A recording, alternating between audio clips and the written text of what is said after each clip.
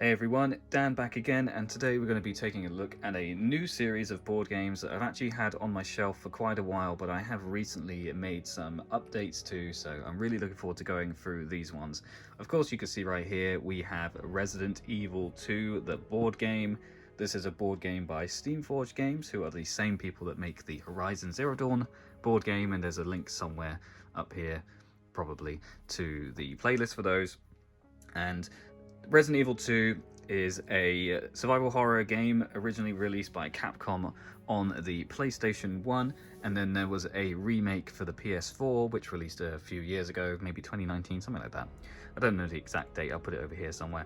I didn't actually play the original Resident Evil 2. I got into it with the remake, which I thought was amazing, and I'm a big fan of all of the Resident Evils now. I've since played them all, so of course I had to get the board game. So Resident Evil 2 is actually the first of the Resident Evil board games that Steamforged Games created.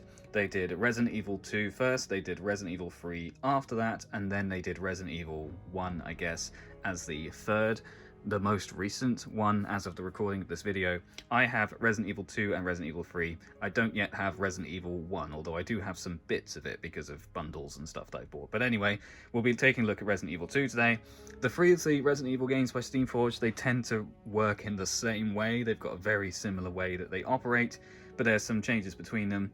You've got different playable characters, different enemies, different scenarios and things like that. So it's a pretty cool game. I have played a little bit of RE2 with my friend, and we had a lot of fun with it, although we did find it quite challenging. So I'm looking forward to giving this another try. So to start off with, you can see it says 1 to 4 players down here, ages 14 and up, and a game will take you 90 to 120 minutes. Obviously, you have to take into account setup time for these scenarios. They'll probably take you about half an hour to set up and follow the book as well. If we turn him over and take a look at the back, this is kind of what the board looks like. So you can see there's these different tiles connected together to make a game world. You've got stairs as well, so you can have like different floors. You've got some enemy miniatures down here in red, and then you've got your heroes in grey. You've got some larger icons over here. Then you've got dice, you've got ammo, you've got player sheets and items and all sorts of stuff. So we'll go through all of this obviously when we open up the box. Night has fallen over Raccoon City, and a shroud of darkness hides the horror within. A viral outbreak has brought this once prosperous town to its knees, infecting the populace and turning them into ravenous undead monsters. It is into this nightmare you are now thrown, another survivor desperately trying to escape with your life. Along the way, you'll have to aid others like you, battle enemies unknown, and search for the sinister truth behind the disaster that has befallen Raccoon City. So yeah, really cool. And then down here we've got the contents. So there's actually more in my box than in a base version of RE2. That's because I have a couple of extras that I bought from Steamforged, and some extra stuff which I also got on eBay just as part of bundles, which is pretty cool. And I've also completely changed the insert. So normally you just get a normal plastic insert, but I actually purchased a different kind of insert design specifically for this game, which allows me to better store everything in here. So let's open it up and have a look. Starting off, we've got this really cool thing here. It says this game contains scenes of explicit violence and gore. I believe that this is actually the loading screen when you first load up Resident Evil 2 on the PlayStation, so that's pretty cool. You see it's double-sided. Next up we have the rulebook. So it's a pretty large rulebook here. You see you've got a quick reference sheet on the back for activations, which is really useful. So when you're actually playing the game, you probably only really need to have this out on the table. And then obviously if you find something which is a little bit more complicated, you'll have to go into the book itself. But this talks through the rules of the game. This is the instructions for building the insert, so that doesn't come with it. Got some information here on some expansions. So I do have most of these, and I will cover those in a separate video. And then yeah, it tells you about what's included. So we'll look at all of that in a little bit and what all of the things do. So pretty good rulebook. I actually think this one is one of the better rulebooks from Steamforged Games. Usually they're quite long-winded, but this one's actually not too bad. Next is the scenario book. This is what you use to build your levels. So it tells you about setting up, and then here you can see we have a breakdown of the levels, what each of the zones are. So you've got the yellow zone and the amber zone, and then you've also got red zones in some levels, and then what each of those mean. So you would choose a scenario before you get started. It's not really a game where you can just, randomize it. I'm not sure if there might be ways to randomize, perhaps. You've got the congratulations thing there. But yeah, There's plenty of scenarios to go through in here, and also in the expansions as well. And then this is what the inside of my box looks like. So like I said, this isn't what the game normally looks like. I am using an insert, which I don't know if it says on this bit of paper. This is the insert I got on how to put it together. I'll put on screen information of the insert and where I bought it from. I think it was Wayland Games, if I'm correct. And this insert is really cool because it's basically like PVC, sort of like wood. And you can see that it's a way to store everything, but also to have it like go in the box nicely and put it out on the table nicely. So they're really, really nice inserts. But anyway, let's start looking at some of these things. So to start off with, we have the dice. So you get 6 dice in Resident Evil 2. You get 3 of these blue dice, 2 of these red dice, and then you have 1 black, I believe it's called the scenario die. I believe the blue die are the guns. So you can see in a lot of cases you can miss. So that's not very good. The red dice I think is melees.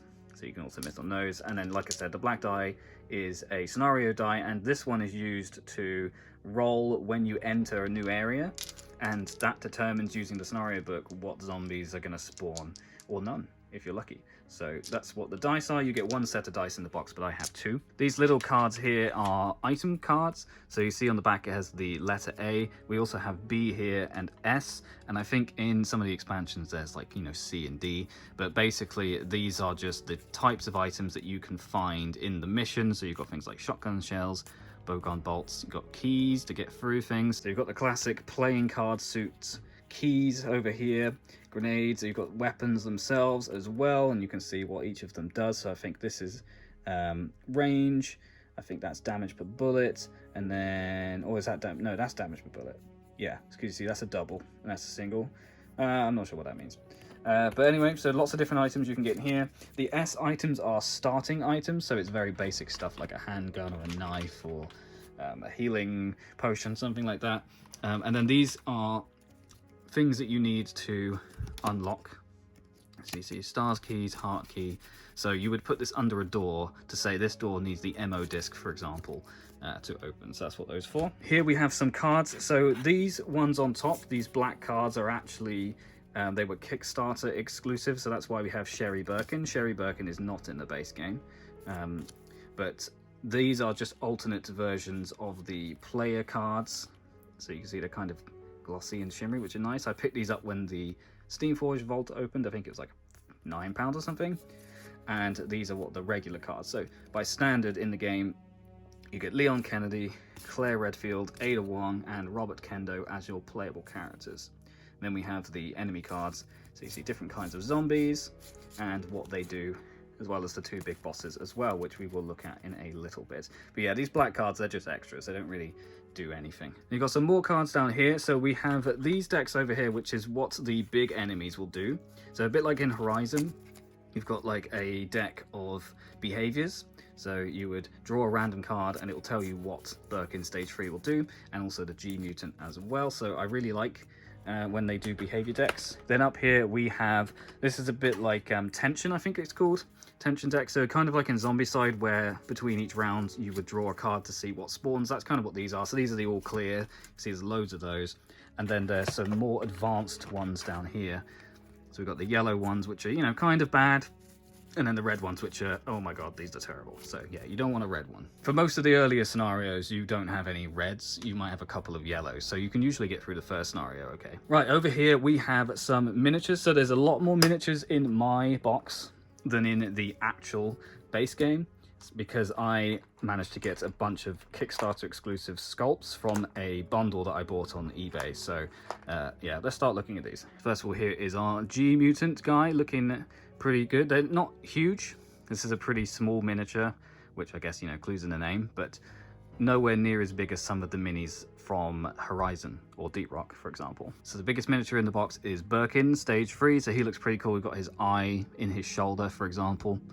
He is pretty cool, and yeah, he's the biggest, baddest enemy in the board game. And then other than those 2 big ones, these are all just different variations of zombies. So the ones that are in here are the base game zombies. So let's have a look at those first. So you can see this guy, that's kind of like a police officer zombie, looking pretty gnarly.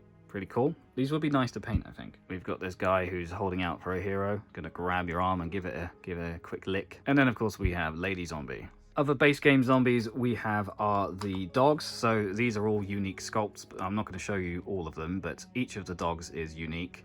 So that's pretty cool. So zombie dogs. And then you also get 2 different lickers as well, doing these different poses, so that's pretty cool. So yeah, in the base game you will get the 12 zombies. You got 3 different sculpts, 4 of each.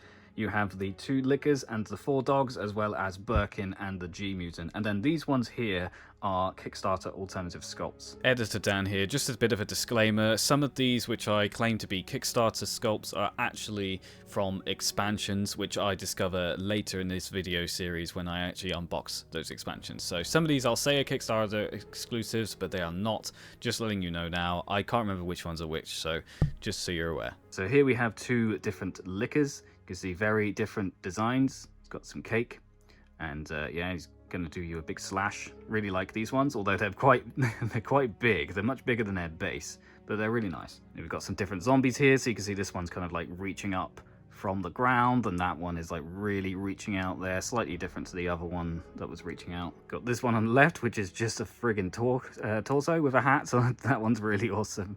That's so messed up. And then you've got another one down here. So I think there's a few more, but basically, yeah, those ones don't come in the base game. I got these in a bundle of different RE board games things that I bought on eBay. So it's just really cool to have some more designs for the miniatures, but they function the same. Right, that's the top layer. Let's take these out, put them to the side. And then we've got more stuff underneath. So to start off with, we have the tiles here to create your game world. So there are different kinds of tiles. You've got like 1x2 over here. We've got some corner pieces underneath here. You've got like some 2x3s. I'm not going to pull them all out because it took me ages to figure out how to fit them in here. But there's different kinds of tiles, and they will create the different worlds that you need. Everything that you need to build the world are in here. You shouldn't need any more than that. The biggest tile actually is this 4x4, and this is used for fights with Birkin, I believe, and also the G mutant. So this one's pretty cool.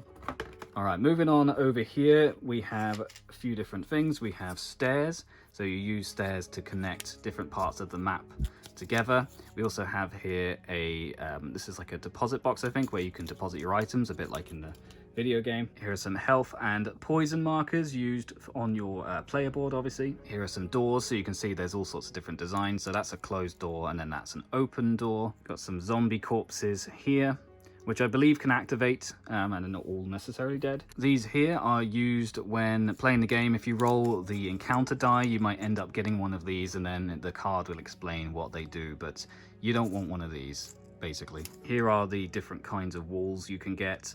So you've got a long wall and a short wall. You can see on the back it's red to make it a bit clearer.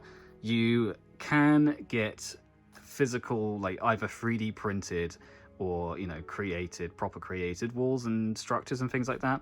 I believe the Kickstarter had those, but the base game just comes with these sort of cardboard ones. They serve a perfectly reasonable purpose. Up here, these ones are cool. These are the ammo wheels. So it's actually made of 3 different pieces. You've got the top bit, which tells you what kind of gun it is and has a slot in it. The bottom bit has the bullets in it, and then you've got these plastic bits that stick them together.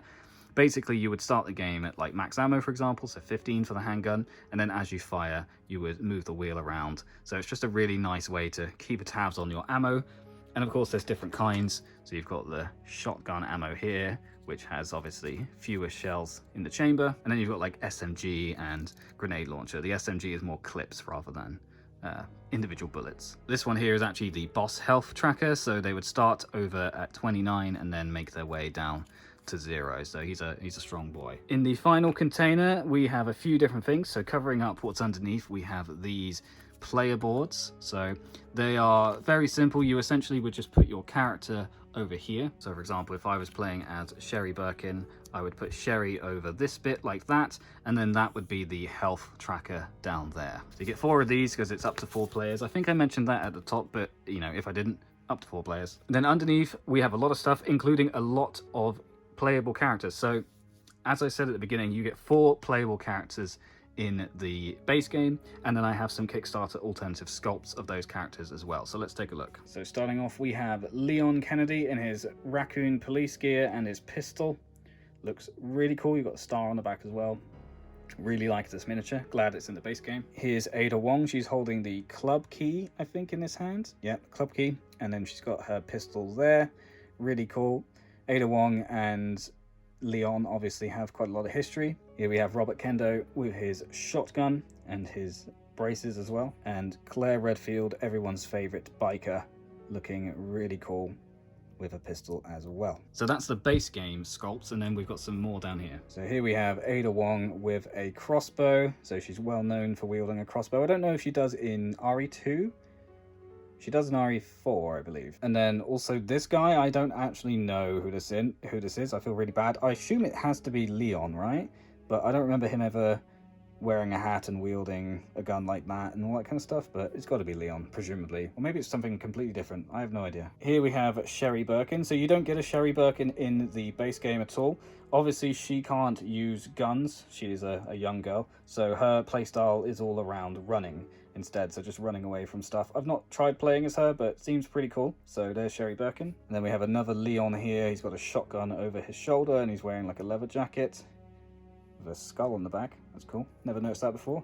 So yeah, another Leon. Here we have another Robert Kendo. This time he is wielding a pistol instead of his shotgun. We have another Claire. This time she's got a grenade launcher, which is really awesome. Yeah, you can get a grenade launcher in RE2 and in this board game as well. And then another Leon. This is the injured Leon after he gets attacked in the course of the game. So you can see he's got his like bandage over him as well, and he seems to have a silencer on his pistols. That's pretty cool. So that's all the alternative sculpts that I have. There's a few more things in here. So you can see, first of all, there's another set of dice.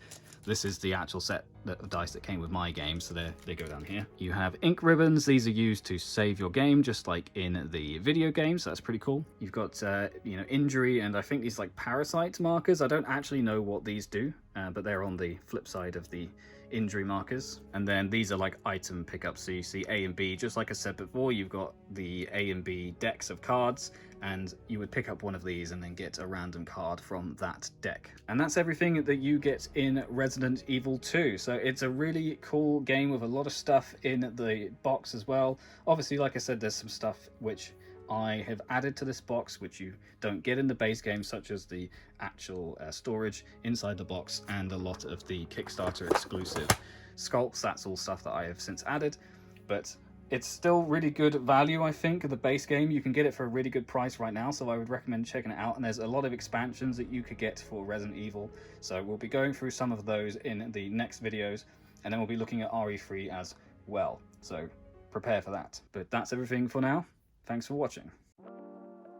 Thanks so much for watching. If you'd be interested in more videos like this, please click the subscribe button down below and give me a thumbs up to let me know that you enjoyed this video.